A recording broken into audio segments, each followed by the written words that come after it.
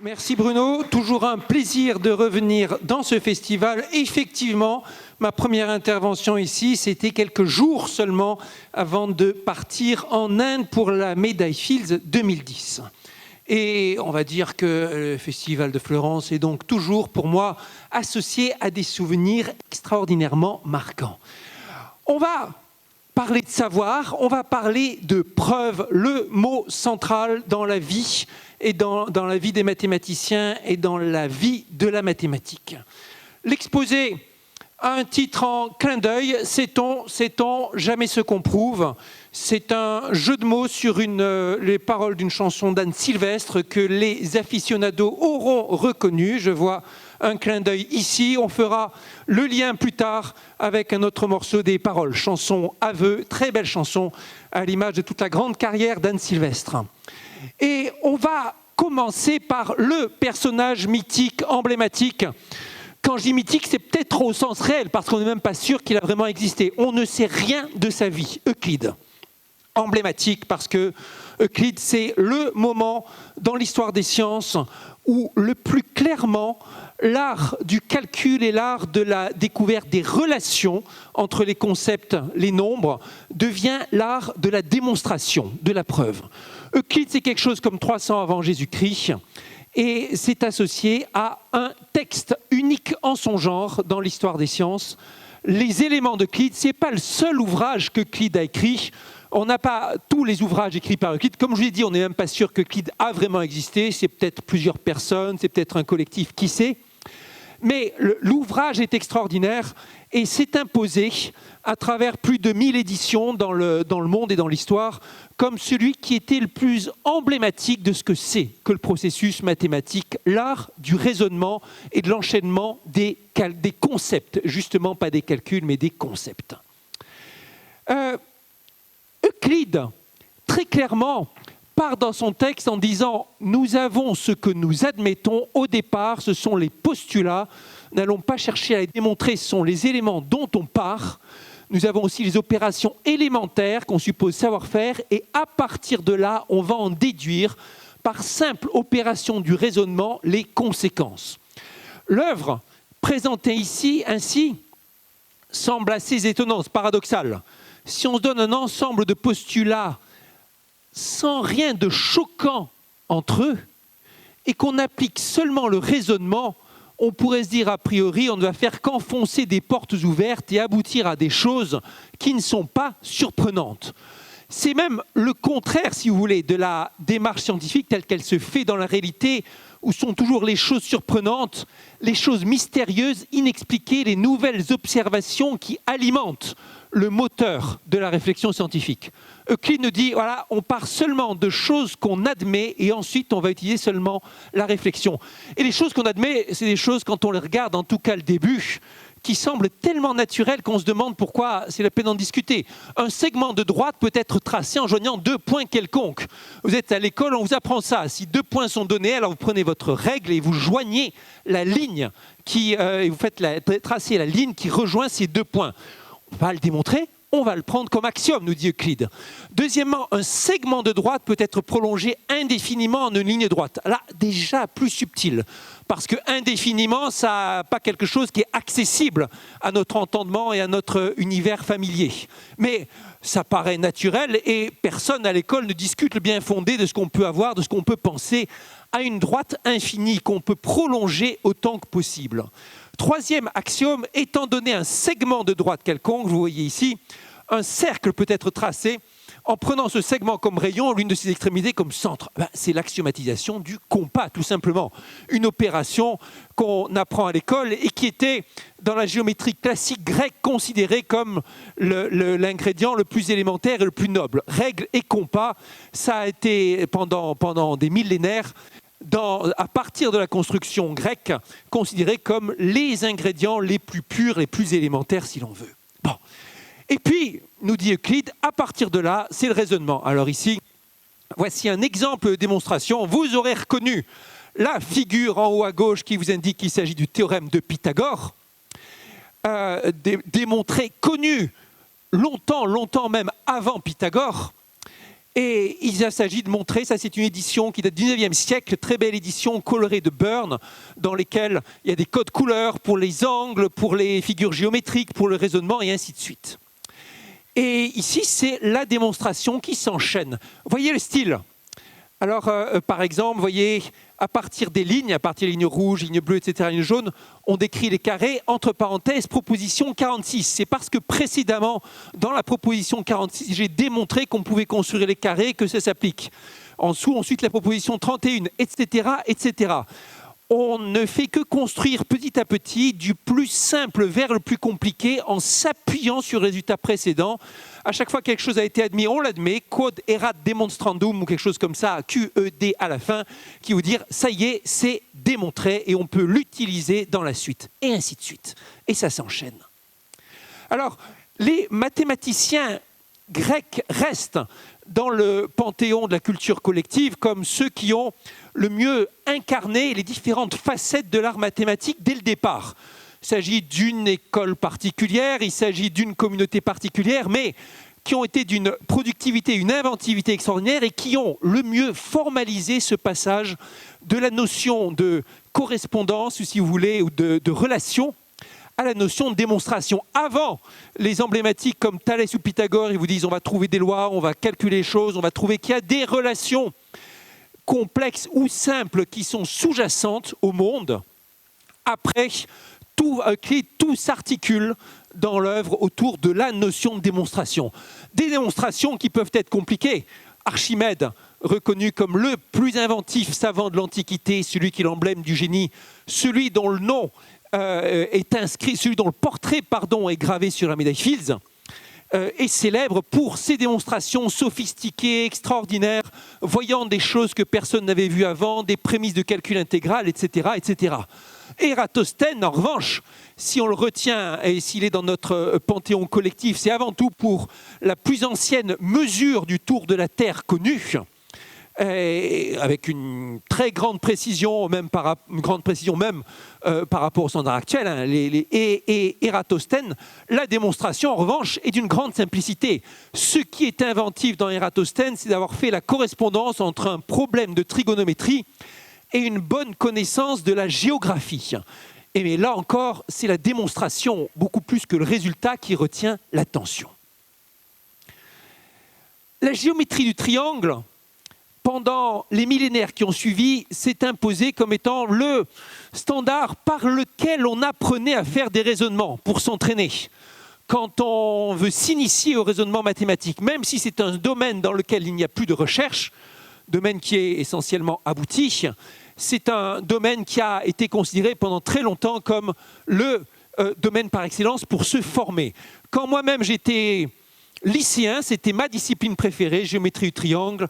J'avais comme un trésor précieux le livre de Yvonne et René Sortet, La géométrie du triangle. Ça fait très vieillot maintenant. Je ne sais pas s'il y a des gens dans la salle qui se souviennent de cet ouvrage et dans lequel, page après page, l'inventivité mathématique dans la démonstration des propriétés de triangle se dévoilait. Ici, construction des... Alors, parfois, c'est montrer que certaines droites sont sécantes, parfois, c'est montrer que certains points sont alignés. La magie de la géométrie du triangle, c'est dans la simplicité des ingrédients, c'est des cercles, c'est des droites, c'est des triangles, c'est dans la simplicité des constructions et dans la complexité des résultats auxquels vous aboutissez. Et puis, vous trouvez des miracles. Vous avez 9 points alignés dans l'une des constructions célèbres, 9 points, sur un même cercle. Pourquoi? Vous dites c'est quelque chose de mystérieux. Et vous démontrez à partir de choses simples, en petit, toute la démarche scientifique. Vous avez un étonnement qui vous semble un miracle et vous le démontez. Et vous comprenez pourquoi il est vrai à partir d'éléments simples. Quelques citations de 2 personnages célèbres, pas seulement dans l'histoire des sciences, mais dans l'histoire du monde tout court, au sujet des livres d'Euclide et de la démonstration. J'ai étudié jusqu'à ce que je puisse prouver n'importe quelle proposition des 6 livres d'Euclide sur simple demande. J'ai ainsi découvert ce que démontrer signifie. La deuxième, la mathématique jouit d'une estime toute particulière au-dessus de toutes les autres sciences. Une raison en est que ces lois sont absolument certaines et indiscutables, alors que celles des autres sciences peuvent être contestées et en constant danger d'être renversées par de nouvelles découvertes. Je ferai le lien avec l'exposé précédent, bien sûr. Les deux citations venant de personnages, comme je vous disais, extraordinairement célèbres, mais pas considérés aujourd'hui comme des mathématiciens. Qui connaît l'un ou l'autre? Pour le premier, vous aurez du mal. Il s'agit d'Abraham Lincoln, qui était avocat de formation et qui considérait que la seule façon de vraiment comprendre ce que c'est qu'une démonstration avant d'aller au prétoire, c'était de s'exercer sur la logique mathématique. La deuxième, c'est quelqu'un qui en son temps était souvent appelé mathématicien, mais qu'aujourd'hui on appelle physicien et que, bien sûr, est l'un des personnages marquants de ce festival. Alors, contrairement à certains éléments de la légende, il n'était pas mauvais en mathématiques au baccalauréat, au contraire, c'était sa matière forte, avec une grande admiration pour la géométrie classique, à son actif une démonstration originale du théorème de Pythagore, dont il était fier. Le théorème de Pythagore, il y a au moins 200 démonstrations. Et en fonction de son parcours dans sa vie, il y a eu des époques où il était complètement plongé et confiant dans les questions mathématiques, à d'autres fois plus découragé sur les grands accomplissements de sa carrière, fasciné par l'adéquation du raisonnement mathématique avec la réalité physique. Une démonstration, c'est l'objet d'être des mathématiciens. C'est ça que vous apprenez quand vous rentrez dans la carrière. Si je voulais simplifier ma carrière mathématique, je dirais qu'en classe de 4e, j'ai appris de mon professeur de l'époque de maths ce que c'est qu'une démonstration et que toute la suite de ma carrière, jusqu'à mon habilitation à diriger des recherches, donc c'était début des années 2000, ça a été chaque année apprendre à faire une démonstration plus compliquée que la précédente, sans interruption. Une démonstration. Et ce n'est pas sur l'étendue de votre savoir qu'on vous jugera quand il s'agit de vous recruter, ou un petit peu, mais beaucoup plus sur votre capacité à élaborer des preuves qui soient rigoureuses et originales. Et la dualité de la bonne preuve, elle est dans cet antagonisme, si vous voulez, entre la rigueur et l'imagination, qu'on a l'habitude dans le langage courant d'opposer, mais qui font les deux ingrédients essentiels d'une preuve réussie. Rigueur dans un monde mathématique où, en théorie, on demande que tout soit établi rigoureusement jusqu'au moindre détail. C'est la fameuse blague du mouton noir que j'avais servi, je pense, déjà à ce festival il y a longtemps. Blague bien connue dans le monde scientifique où vous avez vos 3 scientifiques qui, dans un train, dans un pays qu'ils n'ont jamais visité, aller en Écosse ou qui sait où, voient ceci par le train. Et le biologiste dit, il y a une race de moutons noirs ici. Le physicien dit, c'est peut-être une fluctuation, une erreur de mesure. Et le mathématicien dit, mes chers collègues, tout ce que nous pouvons savoir, c'est qu'il y a au moins un mouton dont au moins un côté est noir. La blague est là pour se moquer du mathématicien. Ça fait partie des vannes classiques entre physiciens et mathématiciens. Mathématiciens disant aux physiciens, vous prenez pour acquis des tas de choses qui ne sont pas démontrées. Et le physicien, s'il fallait attendre qu'on démontre tout, on y serait encore dans 1000 ans. L'un et l'autre ont raison. Alors, il n'empêche, malgré l'idéal de rigueur du mathématicien, ce qui fait la célébrité dans le monde mathématique, c'est bien l'imagination. Jour où Perelman, en 2002, a stupéfait le monde mathématique avec sa démonstration de la conjecture de Poincaré, ce n'était pas tellement que le résultat soit vrai qui est stupéfait. Tout le monde, à l'époque, pensait majoritairement que la conjecture était vraie. C'est la méthode de preuve. Et par exemple, cette formule d'entropie qu'il a sortie, et vous avez dans le monde entier le mathématicien disant « Mais comment a-t-il eu cette idée ? D'où sort cette formule ?» Il dit qu'il y a un lien avec la physique, etc. Et se creusant la tête pour essayer de revenir dans le cerveau de Perelman, comprendre comment l'inspiration est venue. Alors, tout cela, jusqu'à présent, on le voit comme quelque chose d'assez... Le cadre est bien posé et la mathématique semble se singulariser par, justement, cet accent posé sur le fait que les préceptes découlent uniquement, les conclusions découlent uniquement des préceptes. Cet idéal que rappelait Einstein, disant bien que c'était au-dessus de toutes les sciences, parce que des vérités éternelles. La démonstration par Euclide de ce qu'il y a une infinité de nombres premiers, elle est toujours vraie de nos jours, elle sera toujours vraie sans l'ombre d'un doute, avec les mêmes ingrédients, et certains diraient même la même preuve, au sens où on n'a jamais trouvé de plus joli argument. Et aucune autre science ne peut dire la même chose. N'importe quel résultat scientifique démontré il y a 2000 ans dans une autre science que la mathématique a été revu, contesté, revisité 10, 20, 30 fois. Donc il y a ce côté irréfutable qui semble singulier. Et pourtant, nous avons un certain nombre de problèmes existentiels avec la preuve mathématique sur laquelle je vais attirer votre attention. Premier problème existentiel, est-ce qu'on peut être parfaitement rigoureux? On va commencer par déconstruire Euclide. Euclide, vous voyez ici, ça c'est une autre photo de la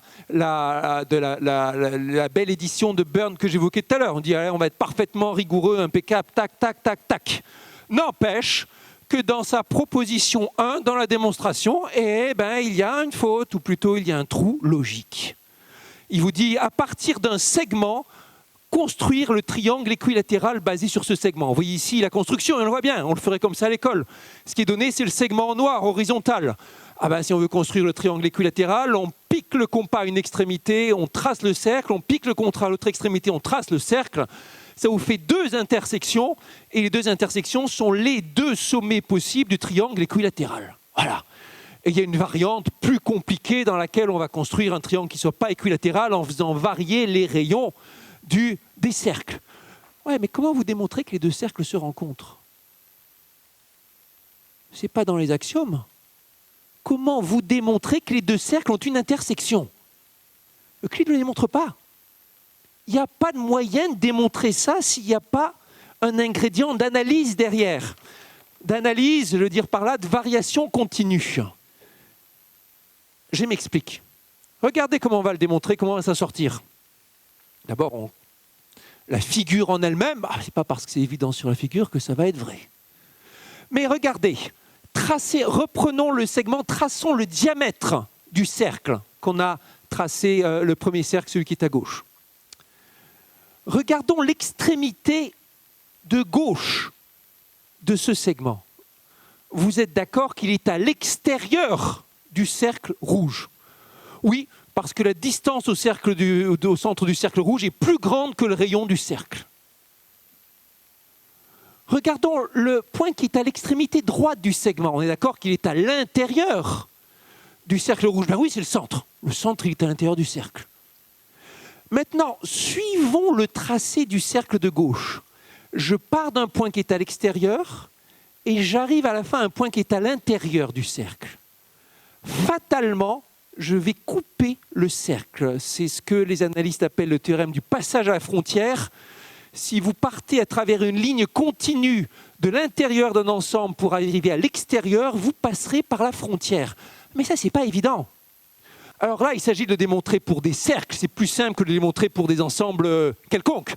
Au passage, c'est un théorème mathématique très délicat de démontrer qu'une courbe fermée, continuellement différenciable, a un intérieur et un extérieur. Ça semble évident que quand vous tracez votre courbe fermée sur le plan, il y a un intérieur et un extérieur. Bonjour pour le prouver. Et donc, vous voyez, si même quelque chose qui était aussi élémentaire et pas démontré, que faire? Si même Euclide, le plus grand nom de l'histoire de l'humanité sur la logique, s'est laissé avoir, ou peut-être a caché la poussière sur le tapis, qu'est-ce qu'on va faire? Alors là, c'est un exemple qui a été résolu. On fait la nuance parfois entre preuve et démonstration, en tout cas en littérature de philosophie des sciences francophone.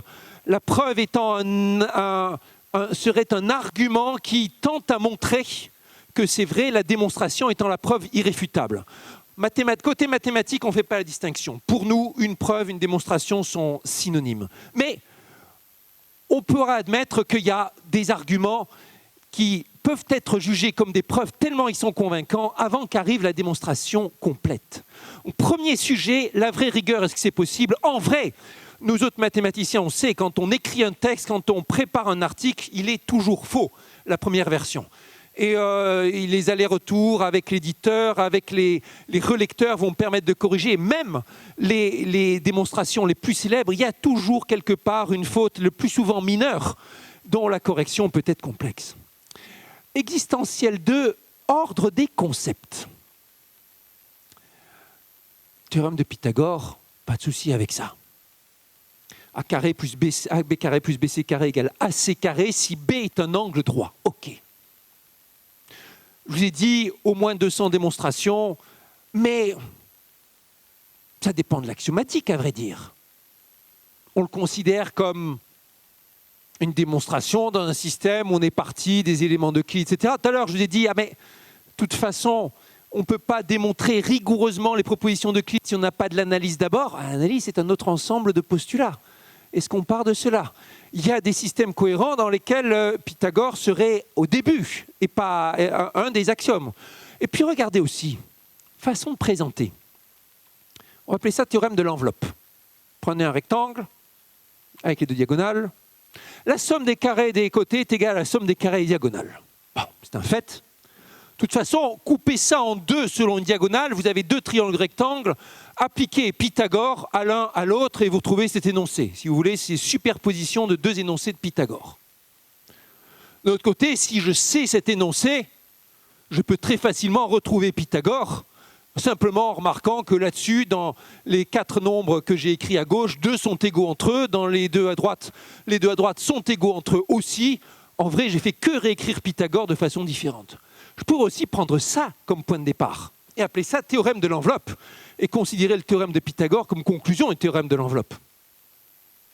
Maintenant, le théorème de l'enveloppe, il a un truc, c'est qu'il a une généralisation bien connue qui s'appelle théorème du parallélogramme et qui dit que ce qui est vrai pour un rectangle reste complètement vrai pour un parallélogramme.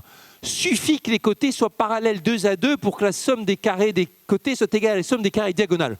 Je me souviens comme j'avais été ébloui par ce théorème dans le temps, quand j'avais appris gamin, en me disant, mais on vous regarde ça, vous dites, mais on m'a menti, finalement, c'est pas important que l'angle soit droit. Quand vous voyez ça, vous dites, on va surtout pas prendre le théorème de l'enveloppe comme point de départ. Ce théorème-là est bien mieux parce qu'il est bien plus général, c'est lui qu'il faut prendre comme point de départ. Et ainsi de suite. Vous retrouvez très vite, dès que vous augmentez en complexité, face à une forêt de dilemmes sur qu'est-ce qu'on va prendre au début. Je vais rendre ici un hommage à mon professeur de mathématiques de seconde qui a eu une grande influence sur moi. Et dans son cours de géométrie, où on parlait de théorème de Thalès, vous l'avez reconnu le théorème de Thalès, OA sur OB égale A' sur BB' égale OA' sur OB', à condition que les droites A' et BB' soient parallèles. Eh bien, dans mon cours de seconde, c'était présenté comme un axiome. Et moi, j'apprenais axiome de Thalès. Et à partir de là, il y avait plein de conséquences. Et quelqu'un pourrait dire, non, mais ce n'est pas l'ordre normal et ce n'est pas considéré comme un axiome dans le corpus mathématique habituel. Non, mais c'est tout aussi légitime. Vous pouvez très bien prendre ça comme axiome, en déduire des conséquences, et ainsi de suite, et ainsi de suite. Et cette question de l'ordre des concepts, elle est majeure. Je vais prendre un autre exemple, alors axiome ou théorème. Dans bien des cas, le progrès mathématique, il va venir quand quelque chose qui était un théorème, vous allez le prendre comme axiome d'une nouvelle théorie. C'était la conclusion, vous le reprenez comme point de départ. Prenons un autre exemple historiquement célèbre. Comment définir pi? Pi, on apprend ça à l'école. C'est la longueur du cercle. Ou du moins, si le cercle a pour diamètre 1, 2 pi fois le rayon ou pi fois le diamètre, c'est la longueur du cercle. On est d'accord avec ça? Les Grecs anciens savaient déjà ça. N'empêche que ce n'est pas simple du tout. C'est quoi la longueur du cercle? Comment vous faites pour définir à votre gamin qui va à l'école, qui mesure les longueurs sur une règle, ce que c'est que la longueur du cercle? Est-ce que vous dites, ouais, si ton cercle était une ligne, on pourrait la déplier? Non, mais c'est quoi ça? On est en mathématiques ou on est en petite expérimentation physique? Ou alors, vous faites comme Archimède et les autres. Vous inscrivez un grand polygone dans le cercle, avec des côtés qui sont de plus en plus petits. Vous montrez que le périmètre du polygone, au fur et à mesure que les angles deviennent de plus en plus petits, tend vers une longueur. Cette longueur, c'est la longueur du cercle. Ah oui, allez-y, expliquez à votre gamin les les grands polygones, les petits énormes côtés, etc., etc. La limite, vous avez besoin d'analyse pour faire ça. Alors comment vous allez définir pi? Finalement, c'est beaucoup plus compliqué que ce qu'on croyait. Dans les années 30,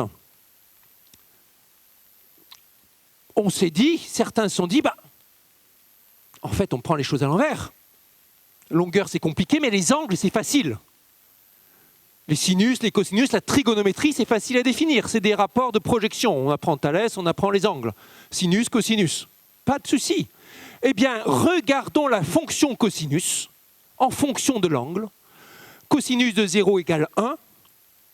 Et il y a cosinus de pi égale moins 1. C'est le cosinus de l'angle plat. Enfin, en tout cas, cosinus devient égal à moins 1 quand je regarde l'angle complet, le demi-cercle. Et il y a donc forcément un moment où ça s'annule. Ce moment, c'est la première racine du cosinus. On apprend à l'école que c'est pi sur 2. Cosinus pi sur 2 égale 0, et c'est le premier. Et la suggestion, au lieu que ce soit une conséquence de la définition de pi, prenons-la comme la définition de pi. Pi égale 2 fois la première valeur d'annulation du cosinus. Proposé encore aujourd'hui, quand je me souviens de mon cours de mathématiques spéciales, où notre professeur nous fait un développement, il dit voilà, au fait, tac, tac, cosinus, etc. Définition, pi égale 2 fois. Définition, pi égale 2 fois la première valeur d'annulation du cosinus. Proposé pour la première fois explicitement par Edmund Landau dans les années 30. Célèbre mathématicien allemand, un de ses confrères, célèbre aussi, dont je tairai le nom, a utilisé cet argument pour le discréditer et le faire renvoyer de son université, comme la preuve que c'était un raisonnement non arien et qu'il n'avait rien à faire donc à enseigner les concepts et les démonstrations non ariennes dans une université allemande. La définition de pi utilisée comme argument dans une lutte politico-scientifico-raciale. Problème existentiel 3. Quels axiomes à la base?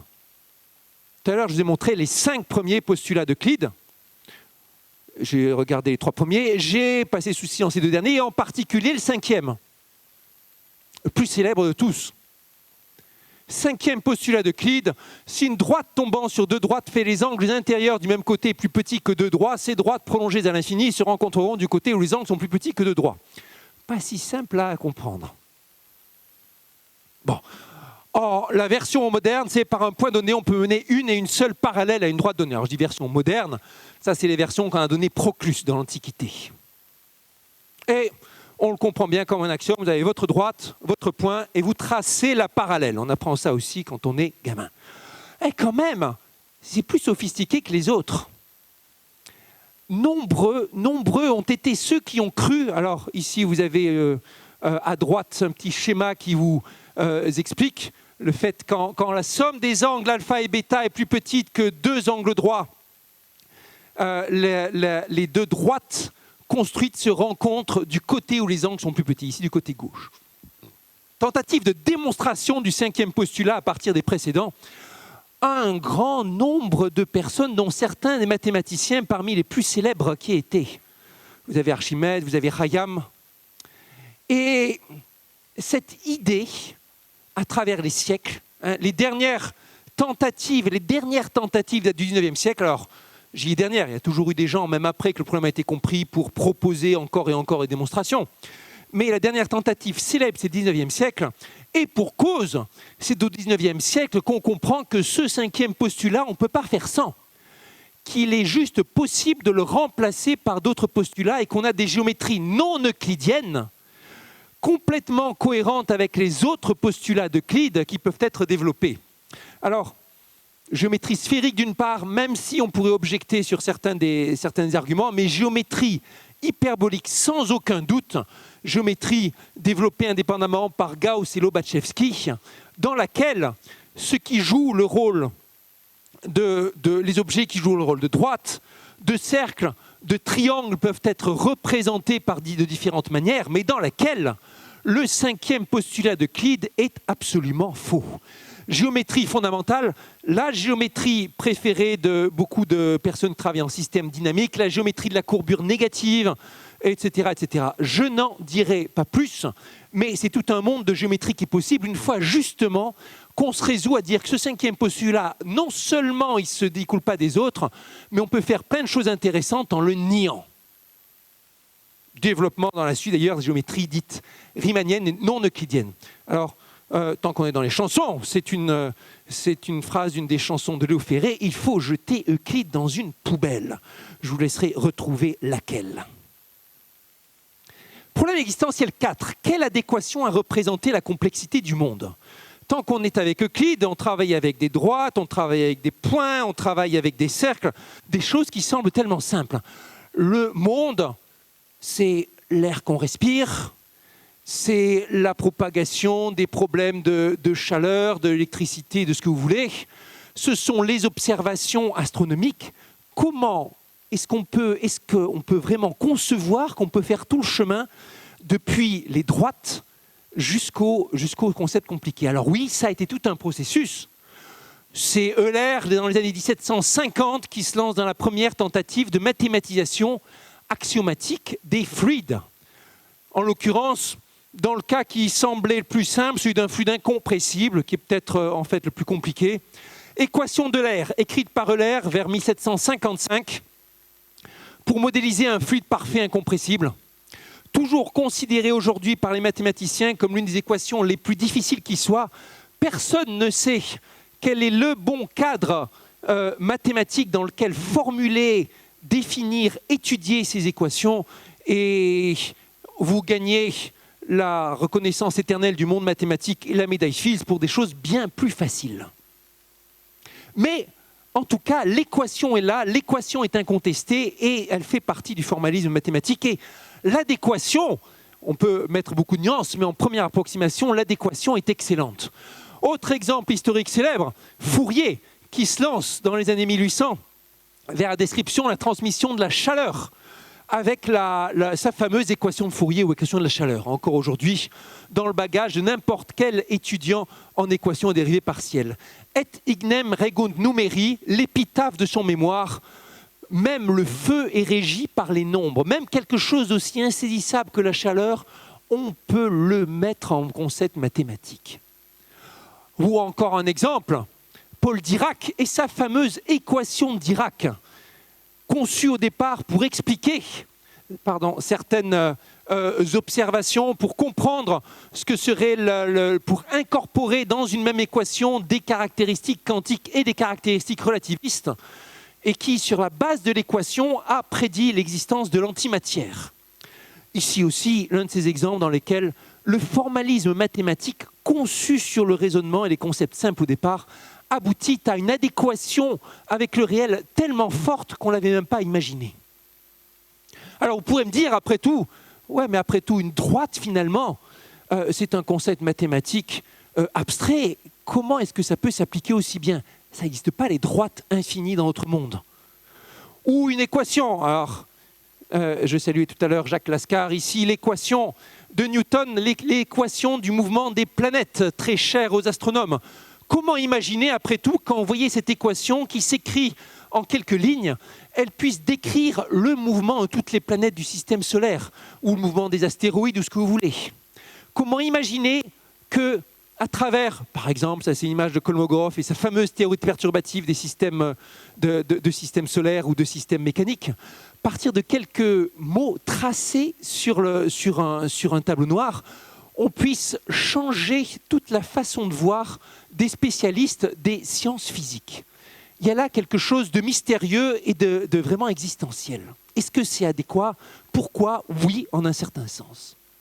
Et puis il y a un problème pragmatique très fort en mathématiques qui est la traque des fautes. Je vous parlais tout à l'heure de la traque des fautes dans Euclide, mais des fois ce sont des choses invraisemblables. Je vous recommande très chaudement l'article d'Étienne Gis écrit il y a une dizaine d'années sur l'histoire mouvementée des cycles limites, où il vous raconte comment un théorème, il y a presque 100 ans, théorème de 1923 de Dulac, sur le fait qu'une équation différentielle vérifiant telle et telle condition n'a qu'un nombre fini de cycles limites. Il a fallu, je ne sais plus, 75 ans pour qu'on découvre que ce théorème qu'on croyait admis, démontré, utilisé, était faux. En tout cas, que la démonstration était fausse. que ça a pris des milliers de pages de mathématiciens malins pour réécrire tout. C'était acquis, c'était admis par la communauté. La preuve était fausse. L'histoire ne s'arrête pas là. Hein. Le texte d'Étienne est extrêmement riche. Un autre exemple, ici, deux jeunes mathématiciens informaticiens, à l'époque où la photo a été prise, dans les années 70, Appel et Haken, ce qui, à l'époque, démontre le théorème des 4 couleurs, célèbre théorème dans lequel on peut colorier une carte arbitraire et un peu générique du monde, découpée en pays en n'utilisant que 4 couleurs et avoir jamais 2 pays voisins de la même couleur.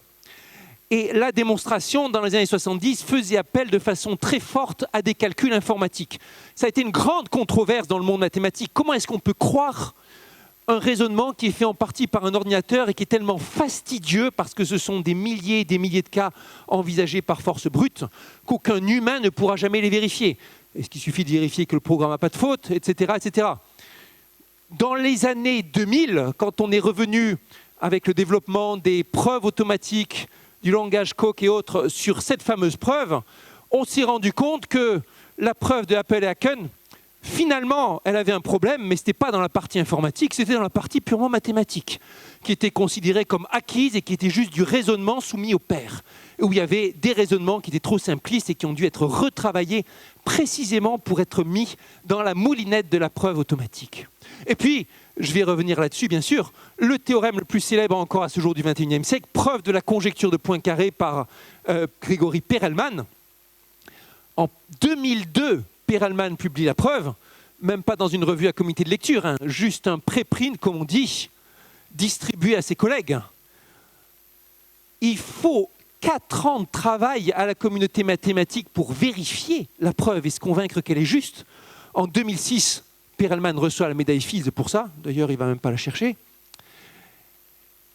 En 2013, paraît l'œuvre finale de Kleiner et Lott, l'une des équipes qui s'occupe de démontrer et de revérifier toute la preuve de Perelman, un article de quelques 200 pages dans lequel il donne tous les détails de la preuve. 2002, l'annonce de la preuve par Perelman. 2006, on se convainc que c'est juste. 2013, apparaît la démonstration complète avec tous les détails.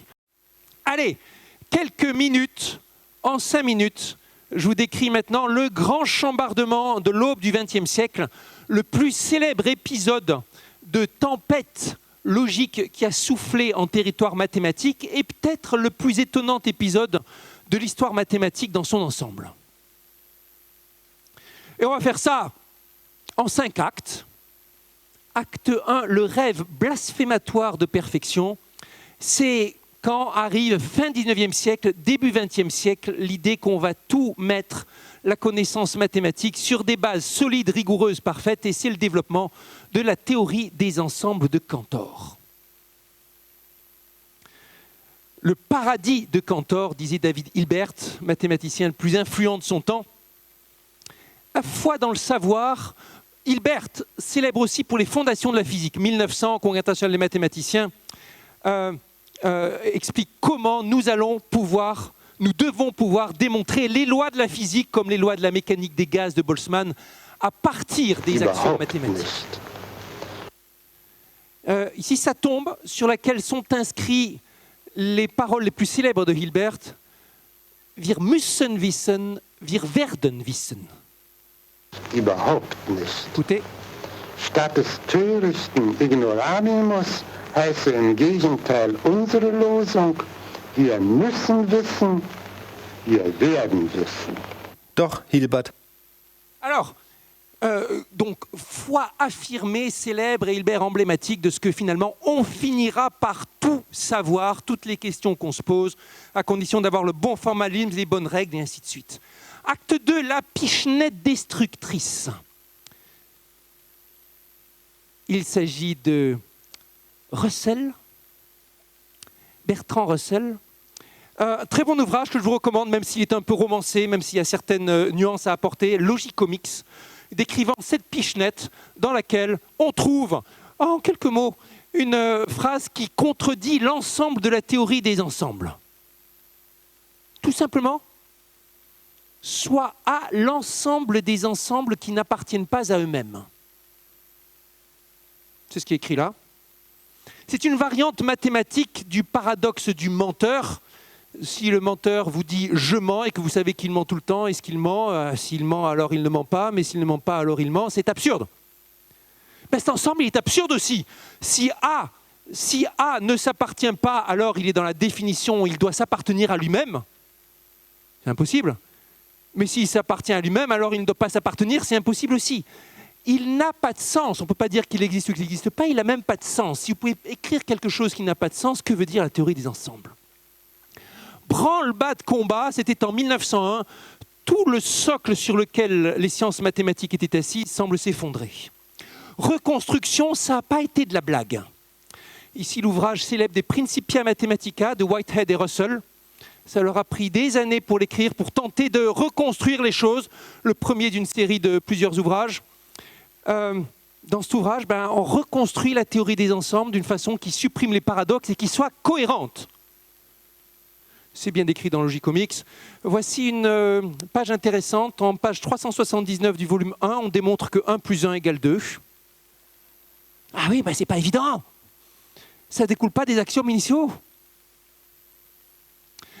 Une autre parallèle œuvre de réparation qui a été très fructueuse est celle de Zermelo et Frankel. Les axiomes qui aujourd'hui encore sont considérés par les mathématiciens comme la base dans laquelle on travaille tous, l'ensemble commun, avec ou sans le fameux axiome du choix. Vous avez ici un ensemble d'axiomes. Alors, c'est plus compliqué que les postulats d'Euclide, vous me direz.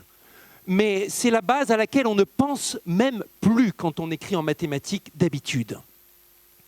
Si vous regardez mon excellent ouvrage, bien sûr, sur le transport optimal, au tout début, je dis j'utilise les axiomes classiques de la théorie d'ensemble. Tout le monde sait en mathématiques que ça veut dire Zermelo-Frankel. Mais j'ajoute, je n'utilise pas la version de l'axiome du choix, seulement la version de l'axiome du choix dépendant. Là. En tout cas, vous voyez, les axiomes indiqués. Mathématiques, si vous changez les axiomes, vous changez les théorèmes. Il faut savoir dans quel cadre vous vous situez. Acte 4, arrive le destructeur de monde. Kurt Gödel ruine la doctrine de Hilbert en montrant que dans n'importe quelle théorie mathématique suffisamment sophistiquée, il existe des choses qui sont vraies, mais que vous ne pouvez pas démontrer ni réfuter, bien sûr. Vraies, mais non démontrables. L'un des théorèmes les plus célèbres qui soit en mathématiques et sur lesquels il y a eu tant de développement. On va dire que c'est la base à partir de laquelle se développe dans la suite comme un grand poème toutes les notions foisonnantes de preuves dans toute leur imperfection et leur complexité. Et la naissance de l'informatique. Turing, Shannon von Neumann, les pères fondateurs de l'informatique ont été biberonnés à Gödel. Turing, l'un de ses premiers faits de gloire, c'était démontrer qu'il est impossible de savoir a priori si un théorème est démontrable ou pas. Non seulement il y a des choses qui ne sont pas démontrables, mais il est impossible de savoir au départ ce qui est démontrable ou pas. Et c'est aujourd'hui le considéré comme le saint-père de l'intelligence artificielle, peut-être celui qui avait l'idée la plus précise de ce que serait un ordinateur. Voyez comment se retrouve lié dans cet épisode historique incroyable quelque chose qui semble de la pure abstraction la plus éthérée qui soit.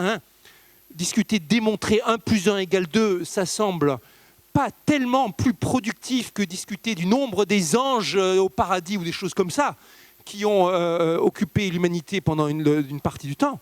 Mais c'est lié au développement de l'informatique. Aujourd'hui, les outils technologiques qui ont révolutionné toute la science du XXe siècle. Et quand je dis poème, c'est parce que... Alors je vais... vous recommandez aussi ce très bon ouvrage que citait tout à l'heure, d'ailleurs, Bruno. C'est seulement pour ça que je me permets d'en parler. Et qui, tout entier, s'acharne à vous montrer les coulisses de ce que c'est que de construire une démonstration sur 2 ans et demi d'un théorème dont vous n'êtes pas censé comprendre de quoi il s'agit. En tout cas, tout est fait dans le livre pour que le lecteur ne comprenne pas vraiment ce qui est démontré. Mais tout est fait pour montrer ce que c'est le vrai quotidien du mathématicien. passer des jours, des mois, des années à construire sa démonstration.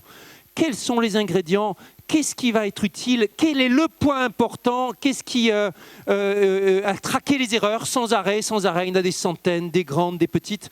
À combler l'édifice quand il est vacillant, à admettre certains trucs, à les repousser, à mettre dans des cases, à diviser en chapitres, à dire il y a telle partie dans le raisonnement qui va être faite comme ci, telle partie comme ça, tel outil, tel ingrédient, etc., etc. Jusqu'à ce que le théorème puisse enfin être publié. Toutes les démonstrations aujourd'hui, que ce soit les démonstrations qui font la une des journaux ou les petites qui passent inaperçues, les centaines de milliers de démonstrations annuelles qu'on retrouve en mathématiques, elles partagent tous ces mêmes types d'ingrédients dans lesquels on va chercher à ordonner, ranger, réviser, revoir. Et cette construction des preuves est en elle-même aussi importante, sinon davantage que les énoncés eux-mêmes. Ce sera la conclusion. La plus singulière histoire mathématique, du plus abstrait au plus concret, c'est ce grand chambardement du XXe siècle. Le compromis épistémologique trouvé, nous ne saurons pas tout. C'est démontré. C'est démontré que nous ne saurons pas démontrer certaines choses. Mais le champ du démontrable est extraordinaire. Il y a certains énoncés dont on sait aussi, qu'on a pu montrer aussi qu'ils étaient indémontrables. Par exemple, on sait qu'il est impossible de construire un ensemble non mesurable. Mais la plupart du temps, quand on n'arrive pas à démontrer quelque chose, c'est juste qu'on n'est pas assez malin.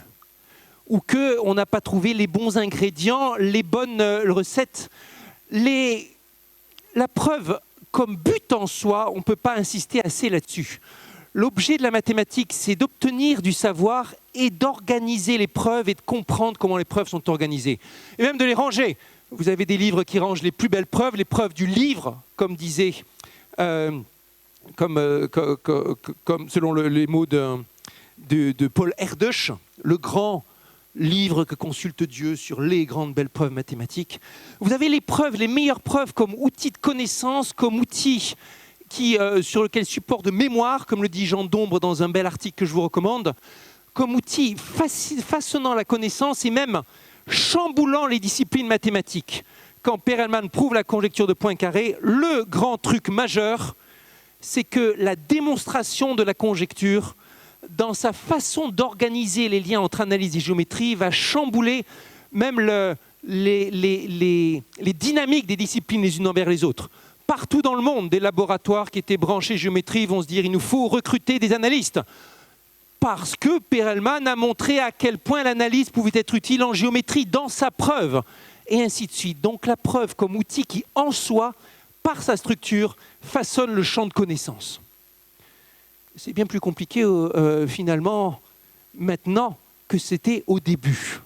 On a l'impression qu'en science, on prend les choses compliquées et on les simplifie. Parfois, on arrive à des choses bien plus compliquées.